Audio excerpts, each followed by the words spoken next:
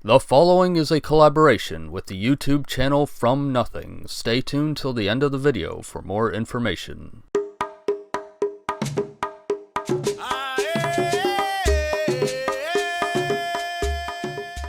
Hello my friends, today we'll be talking about the amazing science that goes into Musgum architecture, which I made a special artwork for that will show in full later in this video. First, let's briefly introduce the Musgum people, aka Mulwi people. The Musgum people live primarily in northern Cameroon and a lesser amount also live in Chad. One could describe the Musgum as a warrior people since they have spent the majority of the past 3 centuries in conflict with not just European invaders, but neighboring African groups as well, including the Sultanate of Bagirmi and even the Bornu Empire. Like those neighbors, most of the Musgum converted to Islam, but their traditional rituals and beliefs still hold considerable power in the culture. Traditionally, the Musgum were polytheistic. Some of their gods include a creator god who gave form to the earth and the spirits who govern it. This creator god, surprisingly, is named Allah. That said, I could be pronouncing it wrong, but it's spelled A-L-A-W. Whether that's a coincidence or not is hard to know, frankly. The guardian spirits that Allah created include Zigla, the fertility goddess who both provides children and, if given sacrifices,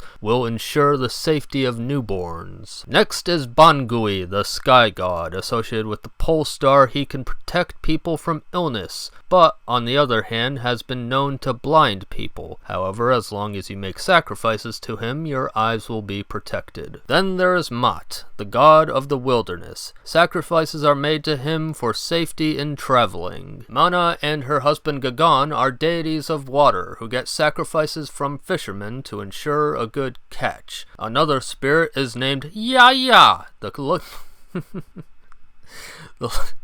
local god of the village of Poos. He is the village's protector and makes sure the farm fields yield a good harvest. As I alluded to before, many Musgum people make their living as farmers or fishermen. One of the ways the Musgum fishermen get their catch is quite ingenious. Near the Lagoon River, they dig canals. When the river floods, water pools into the canals, and when the flood recedes, the fish are trapped in these canals. And that isn't the only architectural marvel of theirs, because of course this video is about the Musgum homes known as Teluk KK. A Teluk home's defining shape is a large parabolic dome that is often referred to as a beehive structure, though their actual inspiration is said to have come from termite mounds.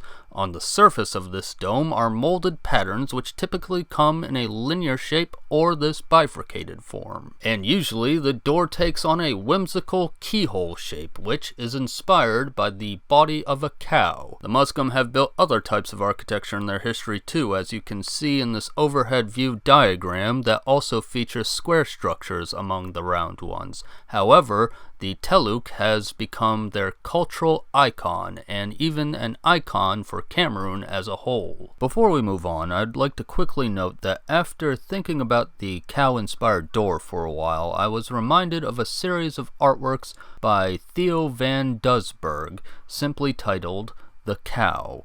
In these artworks, Doesburg illustrates the process of abstraction to the masses, and although I appreciate his process, in terms of the end results, I believe the Musgum artists from Africa achieved a more iconic, memorable, and pure abstraction of the cow than the European artists did. So as you can see, the Teluk is a masterpiece of abstract art. And speaking of art, as stated previously, I created an illustration of this iconic architecture many years ago when I was still in college. I chose to draw these Musgum dwellings because not only did I think they looked great, but because they had an interesting story to tell. This drawing shows a Cameroon family building a traditional Musgum home, and in the distant background are seen westernized buildings. In other words, the story of this image is of a family that is resisting westernization and rebuilding Africa Africa to what it once was. And in fact, there are actual people in Africa trying to go back to their roots in this way. Furthermore, it's not just for sake of aesthetics and taking pride in traditional heritage architecture either. You see, Western buildings are built with materials like concrete, which often causes interiors to overheat, which is really bad in Africa's climate. Thus, science reveals that traditional construction works better for the people living in the region. One of the main reasons why these traditional homes work better in the area is because instead of concrete, it's made of sun-dried mud. Earthen architecture absorbs the heat of the daytime and keeps it cool inside,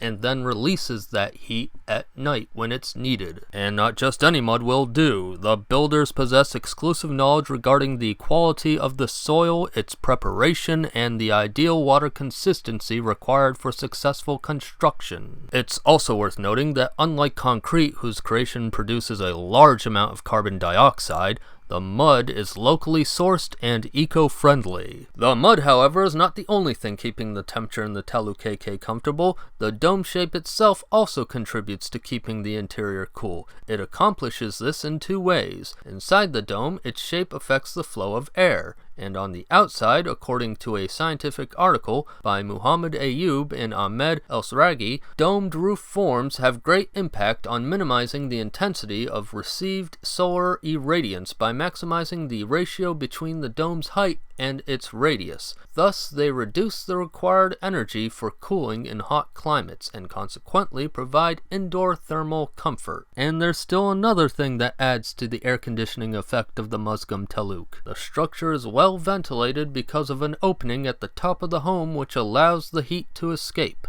When the rain comes, this sunroof can easily be covered with a pot or another suitable cover. To do this, one of course needs to get on top of the building. Luckily, this is relatively easy to do, thanks to the aforementioned patterns that decorate the Teluk, because the patterns act as a built-in ladder that allow one to climb up the house. The Musgum also climb up this permanent scaffolding when repairs eventually need to be made to the building, and on top of all that, the patterns also have a rainwater drainage function. Another fun fact is that the interior walls also have relief designs, and like the exterior patterns, they too can have functions. This drawing here shows sculpted storage shelves above the doorway. It's not very common to find images of African interiors, but fortunately some images exist which do give us a peek into the Musgum homes. As you can see, not only are reliefs added to the walls, but also colorful paints are sometimes applied as well. In addition to the photos, I also have this useful cross-section drawing to show you. According to an early explorer named Captain Hans Dominic, the Telu KK interiors are as admirable as their exteriors. They had heated beds and proper ovens inside. Now that bit about heated beds likely caught your attention as it did mine. Unfortunately, I didn't see any further talk about the beds in my sources.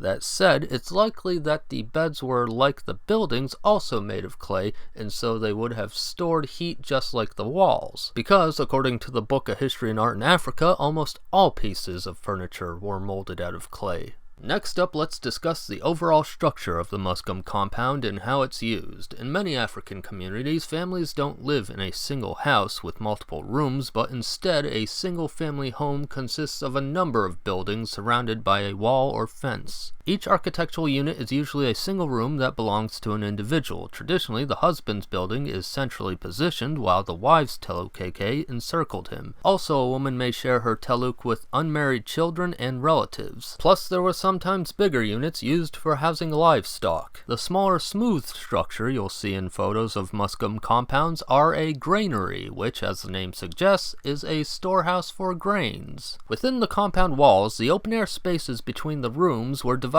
into distinct zones, each serving specific functions, such as accommodating cattle, providing a designated playground, and being an area to conduct family councils. Unfortunately, construction of the Musgum Telu KK declined dramatically in the 20th century, but these amazing works of architecture are making a comeback both because they are important cultural symbols and because the science clearly demonstrates that they are fantastic homes for the African environment. Alrighty, I have a few more notes about my illustration to share. For one, I'd like to point out that the hairstyle of the mother is a real African hairstyle, and in retrospect, perhaps I should have given the other family members more creative hairstyles, but oh well. I wanted the boy to stay simple, and I made the father balding because I associate balding with fatherhood due to my own dad's hair. I also recall looking at clothing from Cameroon when I was drawing these characters, but not surprisingly, I no longer have the images I referenced so many years ago. Lastly, as I'm sure you noticed, I added patterns to nature itself. The pattern I used on the ground is a specific reference to the spider symbol of the Cameroon grassland kingdoms, which are south of the Musgum region. The spider is a symbol of wisdom, and if you'd like to gain some wisdom about the grassland kingdoms, well, I got good news for you. My friend Jabari of the From Nothing YouTube channel also made a video about the architecture of Cameroon, and his video focuses on the Cameroon grassland kingdoms. I always enjoy working with Jabari, so be sure to watch his video as well.